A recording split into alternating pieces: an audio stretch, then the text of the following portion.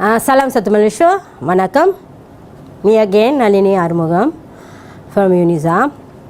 So today we're going to talk about business model. Okay, we already did our feasibility analysis. Okay, feasibility analysis simply to see there is any needs for our product or services that we're going to offer, basically on an agro-based product. Second, the fifth chapter we discuss on the industrial analysis as well as competitor analysis. So industrial analysis we undergo to understand about, as an entrepreneur, what is my product or services strength or weaknesses compared to my competitor.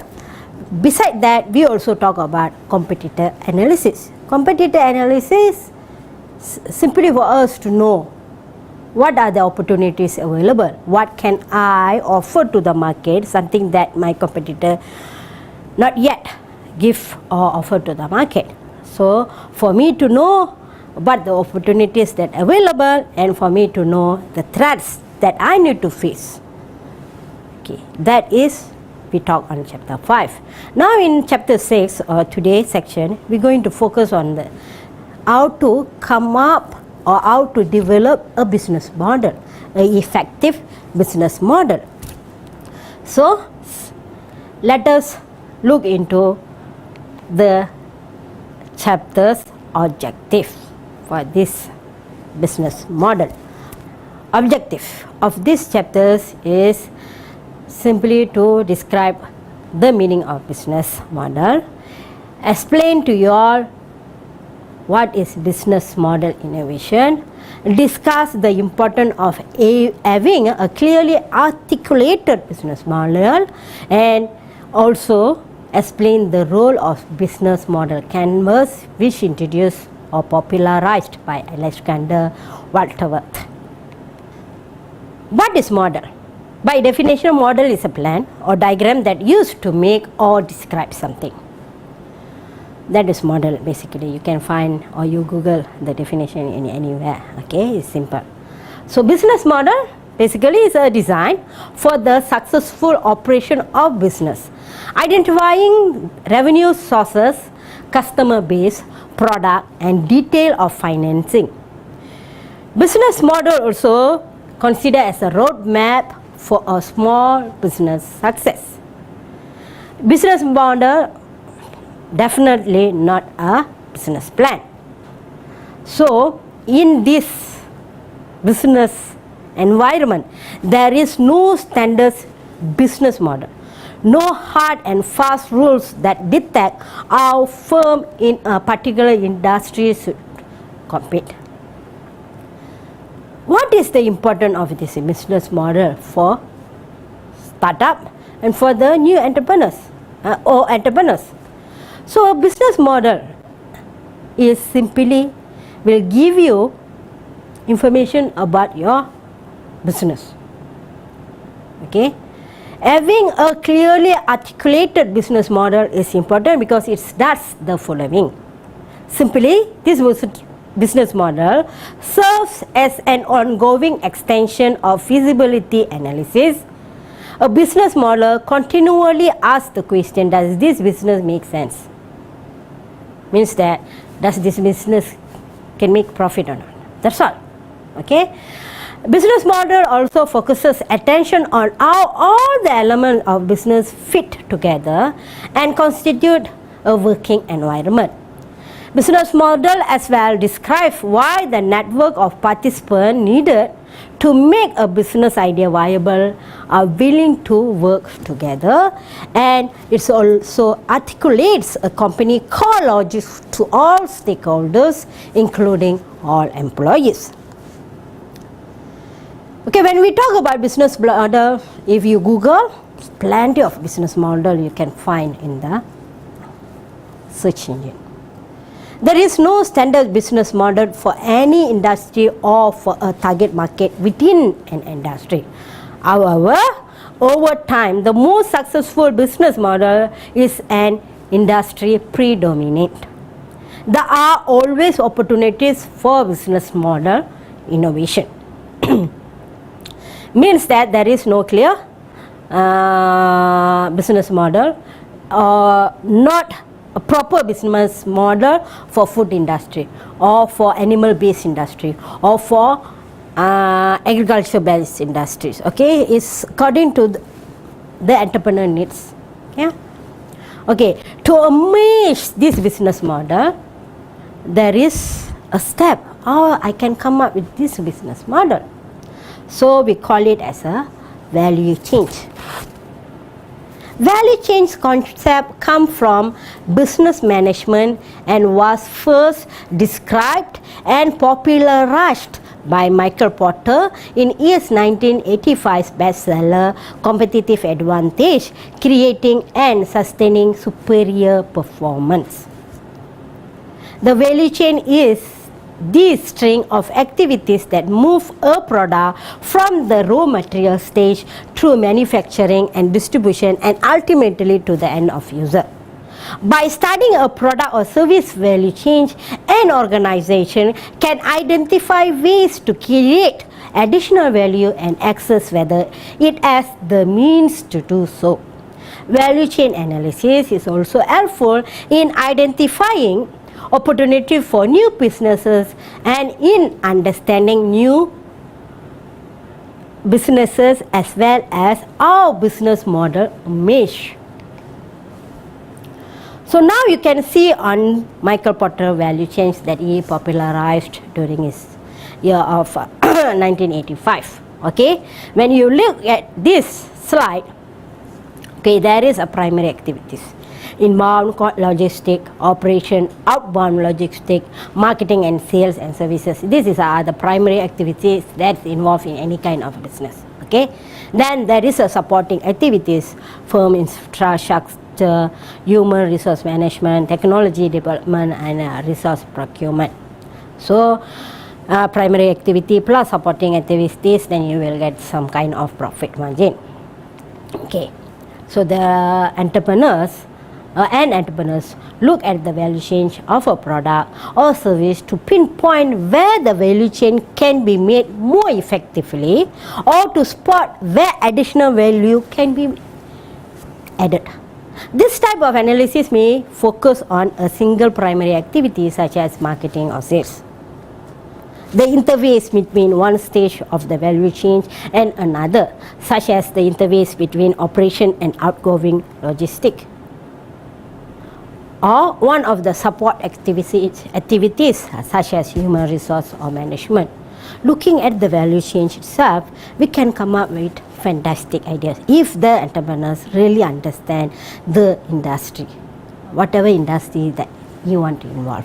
So if I want to involve in a food industry, I should know what type of food are favored by the customer currently, the new trend. Okay, people are moving towards frozen food. They want instant food. Okay, there is a group of people looking for instant food. There is a group of people who really care about their health, very particular about their health, and they are demanding for organic food. Now, if you go to the market, you simply organic fish. I do not understand, but there is organic fish as a product being served in the market, and there is a customer who is going to buy the particular product. There is demand. This type of customer, we call them as a niche customer, particular, who really concerned. Where this organic produce nowadays gain more profit compared to the traditional produce, the normal one. Okay, normal produce, fresh produce, where the price is very less compared to the organic produce. Okay. So here I just want to share with you about the normal traditional startup model. Normally I have idea. Okay, so I want to start a restaurant. Okay, restaurant, of course lah. What I'm going to serve is a food. Okay, so I get my idea validation, then I get a setup guidelines. Okay, I already set up a business. Then I will launch my business after several steps. That is what I want actually. I want to start a restaurant in Terengganu, in Gongbada, Indian restaurant for example. But I'm facing a problem. There is a less customer coming to my shop. Only a certain group of people are coming to my shop. Simply that because Gongbada, majority people's population are Malays, where they are less prefer Indian style of food. So there is not a wise advice for me to open up an Indian restaurant in Gongbada. Maybe I can open up a restaurant, Indian restaurant with organic Indian restaurant, something like that, in Klang Valley, because there is a number of quite a big population that prefer Indian food. So, okay, tolong delete semua yang saya cakap pasal Indian restaurant. Tak perlu. Perbualan itu tak perlu. Okay, sekarang I start with the traditional startup model. Lepas ni apa-apa yang saya cakap pasal traditional startup model, tolong ambil untuk rekod. Minta maaf ya. Okay, what I put here is about traditional startup model, where when we get idea, we so excited, we start up our business without considering any external factor or internal factors. Then we launch a business. Then we will wait who going to buy our product. For this environment, I don't think so it can be used. This traditional startup model is wrong, totally wrong. That's why earlier itself, chapter 4, we did a feasibility analysis to just see there is any demand for our product or our services that we're going to offer or not. Then chapter 5, we talk about industry analysis and competitor analysis. But normally traditional people or conservative businessmen, they never look. When they see, oh, there is a business, someone is doing a business very well, then they also want to start up. Then the business will be like 1 year, 2 years in the market, or they perform in the market, then they close shop. So that shouldn't be the way. Okay, business model canvas was initially proposed by Alexander Osterwalder based on his earlier work on business model ontology. So this is the business model canvas. There is a 9 element that in this business model canvas. Okay, the first thing that you need to know is who is your customer. Not only knowing who is your customer, who is going to be your paying customer, who going to take out the money and give you. Okay, if Pampers is normally used by baby, the baby is not going to give you the money. The parents, the father or mother, that the one is going to spend money on the Pampers. So these people are called as your customer. Identify who is your buying customer, demanding for your product. Okay, understand, identify them. So start with your customer segment. Then how you going to create a customer relationship. You don't want your customer come one day to your outlet or one day to have your service. You want them to continuously come to your outlet or business place. Okay, for that, not only they are coming, they bring some more extra people, they bring their friend, they bring the family, they bring their in-laws. Okay, so you want the continuous. So there need to be a good relationship between you and the customer. Then make sure what are the channels here, what channels that you're going to use to distribute your product or distribute your services. Okay, so please identify that. Okay, then the important element is value proposition. What uniqueness that you're going to give them when you compare to your competitors. Of course, in the market there will be a similar product or similar services being offered. So what kind of differentiation that you're going to do to the service that available or to the product that already in the market. So that is called as a value proposition, some uniqueness that make you different from others, that make you sustainable in the market. Okay. Then identify your key activities. What are the key activities that are going to take place? Okay, your key resources that you needed for your product or services that you needed, you're going to offer in the market. And who are going to be your key partners? Your supplier. Who are going to be your key partners? These partners there to enhance your business. So you identify your key partners. Okay. The most important things you have to know.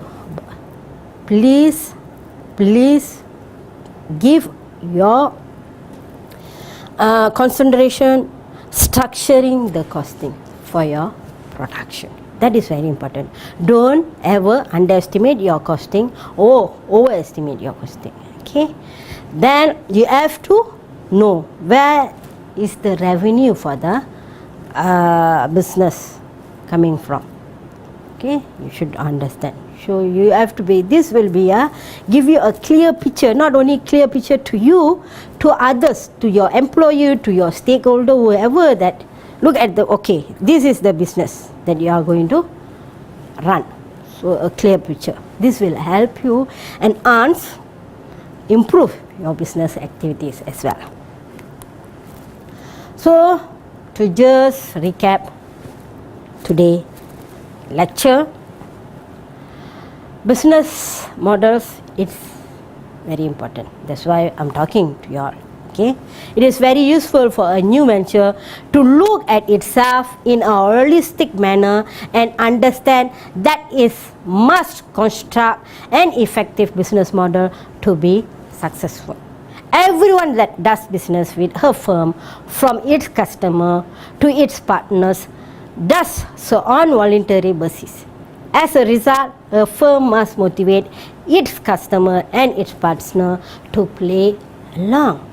We are not alone in this game. We are with several people, our customer, our partner, our suppliers. Okay, so we should know how to tackle them, how to entertain them, how to keep them with us for quite a long period of time. And close attention to each primary elements of firm's business model is essential for a new ventures to be success. Okay guys, to conclude today's section on business models, we already know, and I hope that you will roughly understand what is the need for a business model, why we need to have a business model for a startup. It's easy. It's easy when you really thoroughly understand the industry. For you, it's easy lah to come up with a business model. You because you are focused, you are clear with your idea. You know what you want to give, what differentiation that you're going to make from your competitor, who's going to be your customer, who's going to be your channel members, who going to be, what value proposition that you're going to give, okay, who going to be your partners, what will be your key activities in your business process, what will be your resources, main resources, okay, from where you want to get the main resources, okay, your cost structure, you already plan your cost structures, okay, so you know how much money for startup initially funding, how much money you need to pump into your business, and you already know where you can get the money, means that your revenues, from where is your revenues. Okay, so once again there is many example of business model for your, if you are interested, you just Google it, plenties to enhance your knowledge on business models. Okay, see you in next section. Let me finish. Vanakkam. Take care. Bye.